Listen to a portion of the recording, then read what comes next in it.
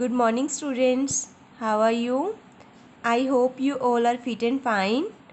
Today we continue first chapter of Indian economy, that is state of Indian economy on the eve of independence.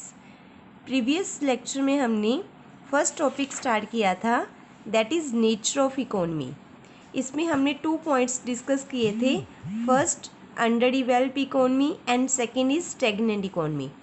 Under develop economy में हमने पढ़ा था कि independence के time हमारी जो इकोनमी थी वो बिल्कुल अंडर डिवेल्प हो चुकी थी. मतलब इलिटरेसी लेवल बहुत ज़्यादा था, लोग अनपढ़ थे, उनको रीड और राइट करने की कैपेबिलिटी नहीं थी.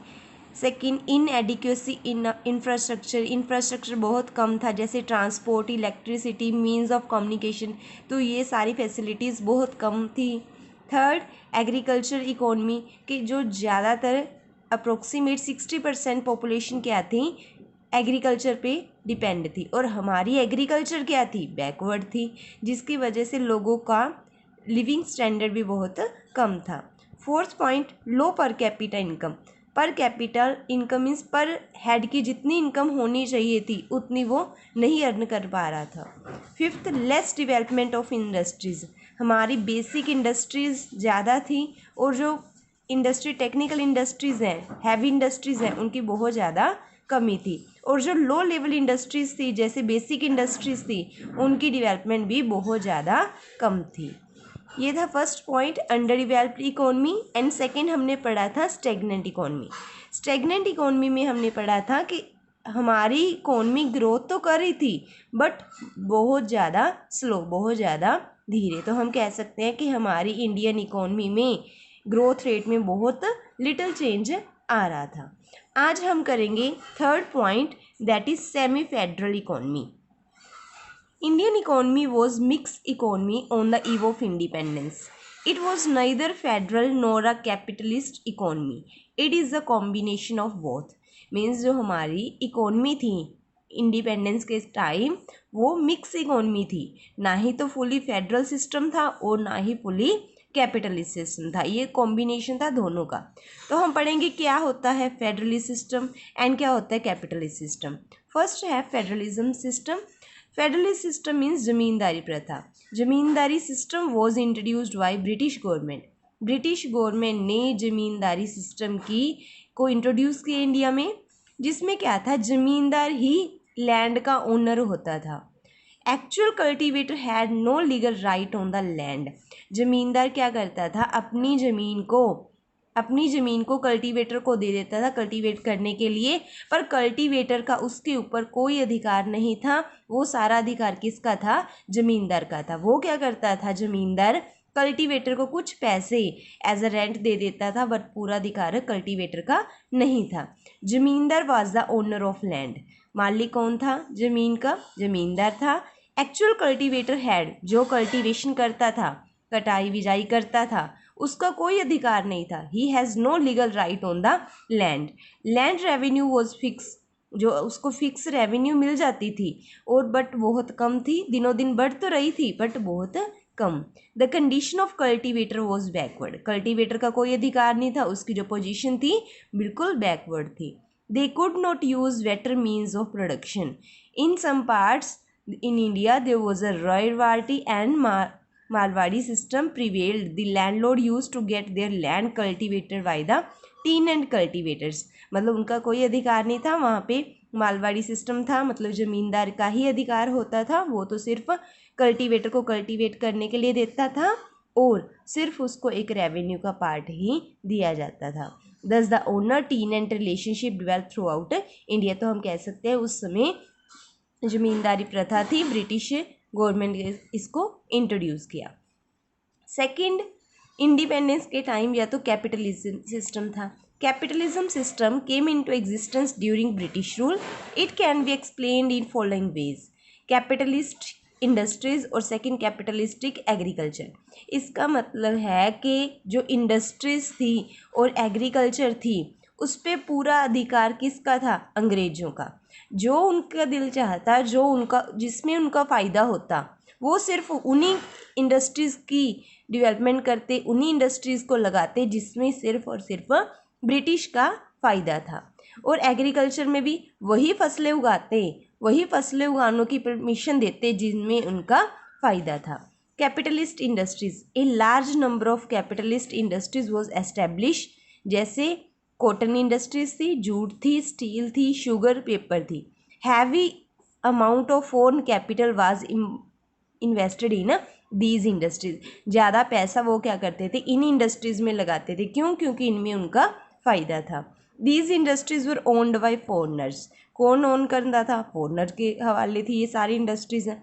Large number of artisans and craftsman had become employ of the capitalist, जो भी हमारे इंडिया के आर्टिस्ट थे, क्राफ्टमैन थे, जिनमें कला थी, हुनर थी, वो उनके क्या बन के रह गए? एम्प्लॉय बन के रह गए। उनको उन्हीं के ऑर्डर के अकॉर्डिंग काम करना पड़ता था।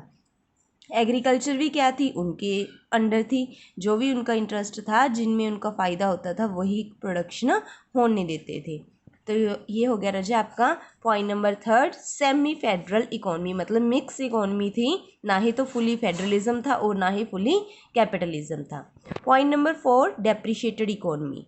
डेप्रिशिएटेड इकोनॉमी का मतलब होता है, डेप्रिशिएट होना मतलब एक्सेसिव यूज़ की वजह से हमारी मशीनरी की, मनी की, मटेरियल की वैल्यू का कम हो जाना, वो होता है डेप्रिसिएशन। एक्सेसिव यूज़ की वजह से जब हमारी मटेरियल की या मशीनरी की मनी वैल्यू कम हो जाती है तो हम उसको बोलते हैं डेप्रिसिएशन। तो हमारी इकोनॉमी उस टाइम क्या थी? डेप्रिशिएटेड थी। At the time of independence, Indian economy was a depreciated economy. Excessive use of means like men, material, money, machines led to their depreciation. तो इन सभी की वैल्यू क्या हो चुकी थी? कम हो चुकी थी। नेक्स्ट देखो, 5th पॉइंट है disintegrated economy. Disintegrated economy meaning सुनो पहले। डिसइंटीग्रेटेड इकोनॉमी का मतलब होता है जब हमारे देश की 1947 में हमें इंडिपेंडेंस मिली तो उस टाइम क्या हो गया, हमारी कंट्री को पार्ट्स में डिवाइड कर दिया गया। एक बन गई इंडियन इकोनॉमी और एक क्या बन गई? पाकिस्तान इकोनॉमी। जिस वजह से जो हमारा इंडिया का इम्पोर्टेंट पार्ट था, हमारी इंडिया का इम्पोर्टेंट हिस्सा था, वो किधर चला गया? पाकिस्तान में। तो हमारी इकोनॉमी क्या हो चुकी थी? डिसइंटीग्रेटेड, मतलब बंट चुकी थी। काफ़ी हिस्सा हमारा उस तरफ चला गया था। Foreign trade, partition of country had it's negative effect on the composition of India's foreign trade. Partition की वजह से हमारे फॉरेन ट्रेड के ऊपर बहुत ज़्यादा इफेक्ट पड़ा, क्योंकि जो हमारी इंडस्ट्रीज़ थी, India use to export cotton. पहले हम पार्टीशन से पहले कॉटन को एक्सपोर्ट करते थे फॉरेन कंट्रीज़ में, बट जब होगी पार्टीशन तो हमारी इंडस्ट्रीज़ कहाँ चलेगी? पाकिस्तान में, जिस वजह से हमें एक्सपोर्ट करना कम कर दिया। But after partition India had to import these product, और पार्टीशन के बाद एक्सपोर्ट करने की बजाय हमें क्या करना पड़ा? इम्पोर्ट करना पड़ा। Second, loss of industries. हमारी इंडस्ट्रीज़ का बहुत ज़्यादा लॉस हुआ, क्योंकि इंडस्ट्रीज़ कहाँ चलेगी? पाकिस्तान में। More than 90% of India's of undivided India remained in India. Industries unit produce jute, paper, iron, steel remained in India. ये सारी इंडस्ट्रीज कहाँ रही? इंडिया में। But migration of skilled workers, जो स्किल्ड वर्कर्स थे वो कहाँ चले गए? पाकिस्तान में। Cotton and jute producing remained in Pakistan. Cotton jute जो हमारी अच्छी इंडस्ट्रीज थी वो कहाँ चली गई? पाकिस्तान के एरिया में। Third, loss of agriculture. हमारी एग्रीकल्चर के ऊपर भी बहुत ज़्यादा नुकसान हुआ। Due to partition Indian agriculture suffered great loss.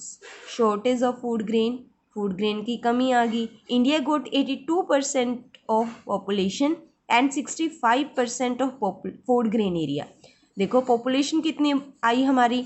82%, पर फूड ग्रेन सिर्फ 65%, जिसकी वजह से हमारे एग्रीकल्चर का बहुत ही बड़ा नुकसान हुआ। फोर्थ, लेस पर कैपिटल लैंड। पहले एक पर्सन के अंडर जितनी ज़मीन आती थी, पार्टीशन के बाद वो लैंड क्या हो गया? कम हो गया। जितनी ज़मीन आनी चाहिए थी उसका परसेंटेज कम हो गया। नेक्स्ट टॉपिक है characteristics of Indian economy on the eve of independence. पहले हमने रीड किया nature of Indian economy. Nature मतलब उसके पार्ट्स डिस्कस किए कि कैसे कैसे थी। अंडर डेवलप थी, स्टेगनेंट थी, सेमी फेडरलिज्म थी, डेप्रिशिएटेड थी और डिसइंटीग्रेटेड थी। अब हम पढ़ेंगे कैरेक्टरिस्टिक्स कि क्या क्या विशेषताएं थी, मतलब उसमें क्या क्या फीचर्स पाई गई। First, backward economy. हमारे इंडियन इकोनॉमी क्या थी? बैकवर्ड। पॉपुलेशन प्रॉब्लम थी, बहुत ज़्यादा पॉपुलेशन थी और इतनी ज़्यादा पॉपुलेशन जो कि ज़्यादा इलिटरेट थी, अनपढ़ थी। थर्ड पॉइंट है बैकवर्ड एग्रीकल्चर इकोनॉमी। हमारी इंडियन इकोनॉमी बैकवर्ड थी। ओके, एग्रीकल्चर इतनी अच्छी नहीं थी, ज़्यादा लोग डिपेंड एग्रीकल्चर पे थे, बट फिर भी एग्रीकल्चर क्या थी? Backward. Industries backward. Industries backward कैसे कि on the eve of independence there was a virtual lack of basic and heavy industries. Basic industries तो फिर भी थी, बट हैवी इंडस्ट्रीज की बहुत ज़्यादा कमी थी। लेस डेवलपमेंट ऑफ इंफ्रास्ट्रक्चर, जैसे रेलवेज, ट्रांसपोर्ट, वाटरवेज बहुत ज़्यादा कम थे, जितने होने चाहिए थे उतने नहीं थे। Low rate of capital formation. Capital formation बहुत कम थी, मैंने आपको पहले ही बताया। स्टेगनेंट इकोनॉमी थी, बहुत ज़्यादा धीरे ग्रोथ हो रही थी। Seventh, limited foreign trade. Foreign trade बहुत ज़्यादा कम था और इंडिपेंडेंस के बाद वो क्या हो गया, उसका एडवर्स इफेक्ट पड़ा, एक्सपोर्ट करने की बजाय हमें इंपोर्ट करना पड़ा। तो ये हो गई रजे कैरेक्टरिस्टिक्स ऑफ इंडियन इकोनॉमी। तो आज आपने दोनों टॉपिक अच्छे से लर्न करने हैं। फर्स्ट टॉपिक मैंने आपको करवाया nature of economy and second characteristics of Indian economy. Okay, thank you students.